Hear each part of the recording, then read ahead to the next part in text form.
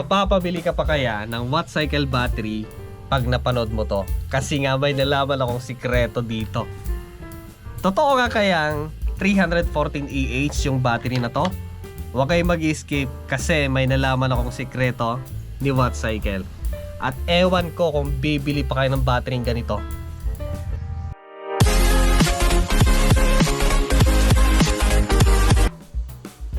So today's video guys ay ika-capacity test na natin si Wattcycle LiFePO4 12V 314 AH Smart Edition Mini. Ito siya guys oh. Tama ba? It's 100% iyon. Ito guys yung pinang-charge ko sa kanya for 4 days. 200 watts, 200 watts, 200 watts. Bale naka-series silang lahat. Okay, lilim na. Meron ng shading. So, ito na lang yung productive dito. Dito hindi na. Yung dalawa. Ayan. So, para wala na masabing power losses, ito yung gagamitin natin. Bumili ako ng capacity tester para mas accurate. Ito yung gagamitin natin. Iyon. So, naka-ready na siya.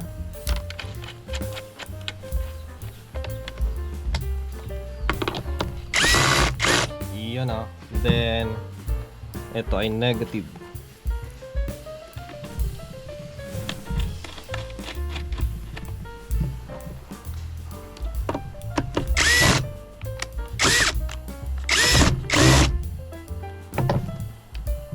Gagamit sana ako ng inverter tapos apat na incandescent, bale 400 watts sana yung gagamitin ko, tigo 100 watts. Ilang kasi pag ganun gagamitin ko, mataas yung kanyang losses, yung kakainin ng inverter tapos lahat-lahat. Pag dito kasi wala, kumbaga direct siya. Yun nga lang kasi napakatagal kasi ang maximum lang nito ay nasa 11 ampere. So 20 ampere naman siya, kaya lang magagamit mo lang yun pag isang cell lang. Pero pag 12 volt hindi. So tiyagaan na lang, matagal to. So nagpalit tayo ng camera kasi nga pag yun yung gagamitin natin, hindi natin masyadong makita. So ito. Okay, so yan ang setting natin, 10.5, 13.7, 13.8 dito, may konting difference.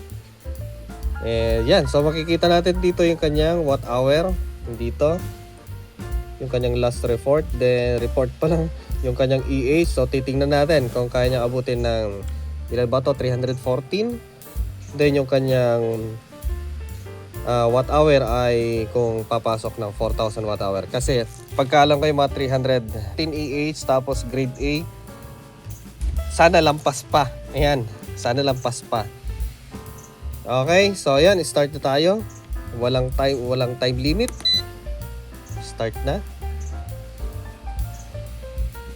Okay, 9.5. So may konting difference. Hindi na natin pwede itaas ng ganyan lang. So matagal to. Ayan, 99%. Ayan. Ang gusto ko kasi dito sa app ni Wattcycle, naka-indicate dito yung kanyang SOC tapos time ng kanyang discharging at charging. So makikita mo kung ilang araw pa siyang i-discharge. At ang isa pang gusto ko kasi dito, hindi nila nilimitahan yung mga settings. So pwede mong baguhin sa gusto mo. Wala siyang password, hindi kagaya ni yung isang gamit ko nun. Hindi na natin i-mention yung brand. Ang pwede mo lang gawin sa kanya, itingnan mo lang yung kanyang lahat, mga detail, pero yung mga settings hindi mo pwede baguhin. So hindi sila nagbigay ng password. Yan na ayaw ko sa ganun. So dito pwede mo baguhin lahat ng parameter niya. Okay, so babalikan natin after 3 days. Hindi naman. Good morning mga bossing.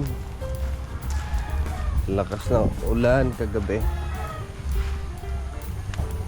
Tinabingat ko kasi nga malakas yung ulan. Baka agsap 3. Check natin para malaman natin kung okay.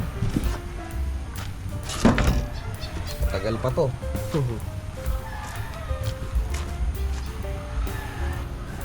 So ayan, hindi tugma yung pasensya na guys, talagang kagigising ko lang talaga ba straight from the catre. So hindi nagtugma yung reading ng ating capacity tester sa mismong app and sa mismong tester talaga. Test natin.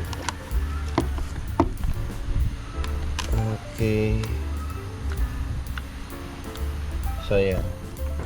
13.0 pero dito 12.2. So pati ako kanina nagtaka. And naka 17 hours na tayo and still na meron pang natitirang 16 hours. At ang reading din dito is 13.0. So still ang natatanggal natin ay 10.5 ampere. 344. Tingnan natin kung ano siya, totoong 314 or makukuha niya yung 4,000 watt hours na energy. Kasi nga matagal ko rin siyang chinarge na hanggang naging full battery siya. Okay.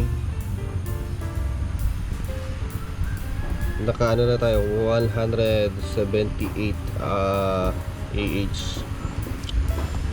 At ang ating cut off voltage ay 10 volt para hindi siya matulog yung BMS. Okay. So update natin, ang oras natin ay 12:23. So kanina nag-update ako alas 8 yata na umaga. So ito, hindi ako sure dito sa capacity tester na to kung compatible siya sa 4 digit kasi nga ito 932 watt hour pa lang yung kanyang reading, pero yung capacity na na-read na niya ay 224 AH na. Kung i-compute natin yon, 224 times 12.8 ay nakakuha na tayo ng 2,867 AH. Ayan. So dapat sana nasa mahigit ay nasa 2,000 watt hour na sana yan. So malamang hindi ito supported ng 4 digit. Pero i-update ko kayo mamaya kung magre-reset yan. And ang voltage natin as of now ay nasa 13.2. And still discharging. Yan, 21 hours na. And dito yung time remaining niya ay 12 hours. So lapit na. Akala ko abutin siya ng 3 days.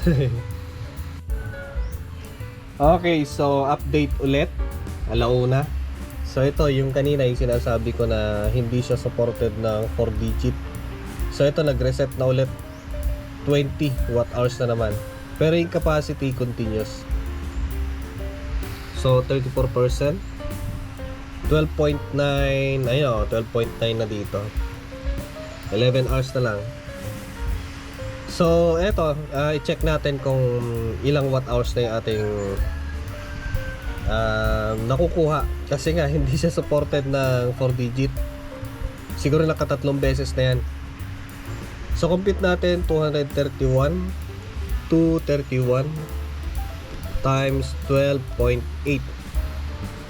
2,900 watt hours. So dito sa kanyang display sa energy, subukan natin 999 times 3 siguro. Tatlong beses na siguro nag-reset to. Dalawang beses kagabi, then isang beses kanina. So ayan, nasa 2,900. And 231 times 12.8 is the same sila. Okay? So dito na lang tayo magbabase sa sa capacity, hindi na sa watt hours kasi nga hindi siya supported ng 4 digit. Okay? So 5 o'clock na, update ko lang kayo para mabantayan natin. Baka may mangyaring hindi maganda. Basta maganda yung talagang matutukan natin. So yan, again si watt cycle 12 volt 314, 12.8 volt. Okay. So alas 5 na siya, 4:57.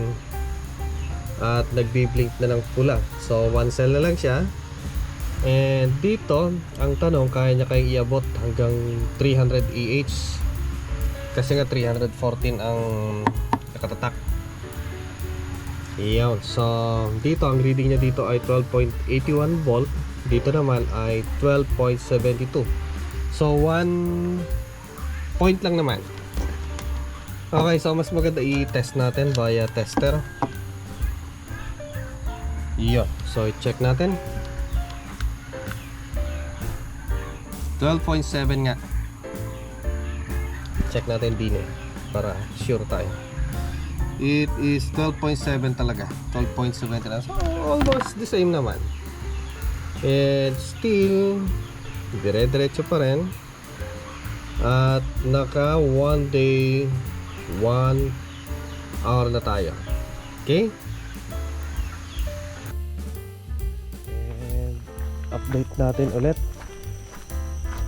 So ito yung nakakapuyat dito. Capacity test. 8% na lang. 2 hours pa. Kaya matatapos siguro ito ng mga alas 11. And alas 9 na kasi. Then 11.1 lapit na. 11.1. Then good news. Ayos. 314 pero naka-extract tayo ng 322. So grabe. Sulit na sulit ang battery pala ni Wattcycle. 314 lang siya pero grabe hanggang 322 and still kicking na tinatawag nila. So yung kanyang AAs nag-reset na naman. Dito lang tayo sa sa kanyang capacity 11.0. Lapit na. So compute na lang natin 322 times 12.8. Boom! Boom, boom, boom. Kasi nga is 4,019 lang yata ito eh. Yes, it is 4,019 watt hours lang siya. Pero naka-extract tayo ng 4,121, which is may pasobra ka talaga. Ayos na ayos. So hindi na natin pa 323 323 siya pa. Okay, 4,134 EH watt hours pala. So 323. Ayos. Sulit na sulit ang battery ni Wattcycle. So hindi na natin papaabutin ng 10 volt kasi nga para maiwasan masyadong totally drain. Stop natin. Ayos.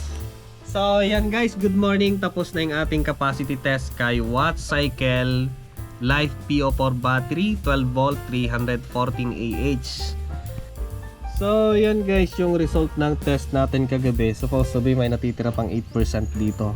Pero hindi naman natulog yung kanyang BMS kasi nga bukas pa. Ang output niya ay 11.4 volt. Yan, 11.74. And yung nakuha nating result ay eto. Okay naman kasi hindi siya nag-reset. Yan, supposed to be ay 314 lang sana. Eh sinagad natin hanggang 8%. Supposed to be magtitira tayo ng 10% eh.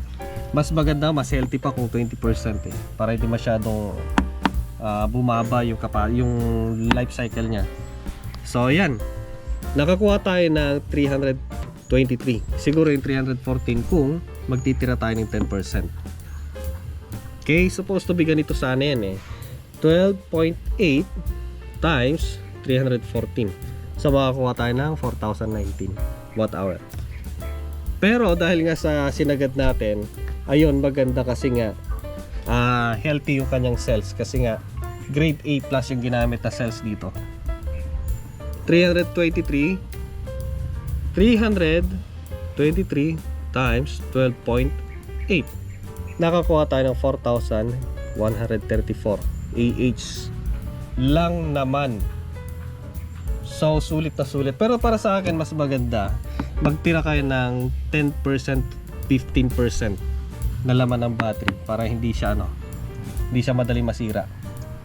Pag na-over kasi, na-over discharge, doon nagkakaroon ng problema ang mga light evaporator sa tingin ko. So sulit na sulit yung battery ni Watt Cycle, and see you next time.